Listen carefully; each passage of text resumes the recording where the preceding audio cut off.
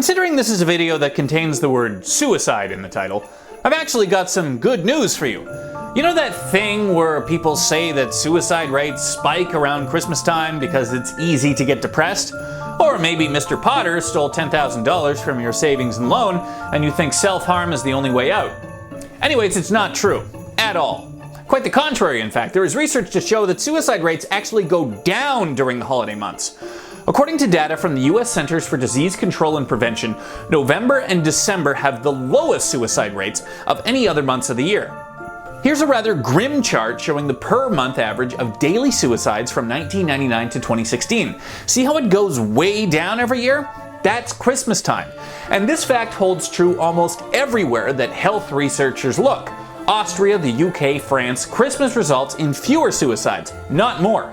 The only major exception is Australia, which does see a slight increase, but as I'll explain later, that's a bit of a different situation because Christmas there happens in the middle of summer. Nobody knows for sure why this is all happening, but Christmas time is when we are more likely to be hanging around with family, and a great way to prevent suicide is to be around others.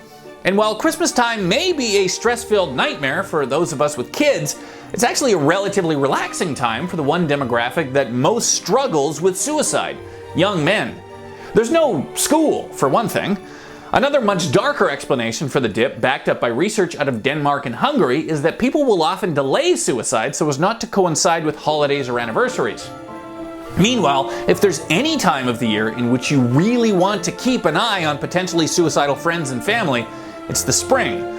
The going theory is that if you're already having suicidal thoughts, the feelings of hopelessness only get worse when the world around you is suddenly full of light and rebirth.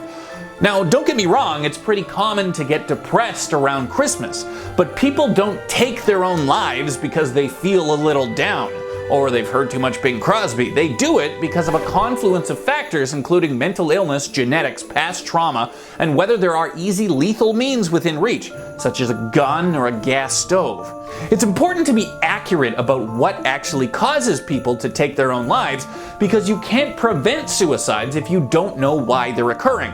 That's why doctors hate the whole more suicides at Christmas myth, because it makes suicide seem like some rational reaction to feeling bummed rather than the tragic result of improperly treated mental illness.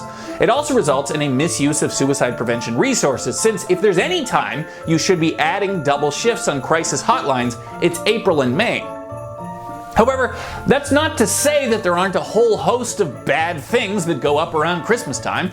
It's the time of year most likely to end your marriage. It's when you're most likely to be struck by a drunk driver. It's peak season for heart attacks. You've got high stress, a lot of shoveling snow, and this part is important, people who don't seek out treatment for a wonky heart because it's Christmas and they're too busy.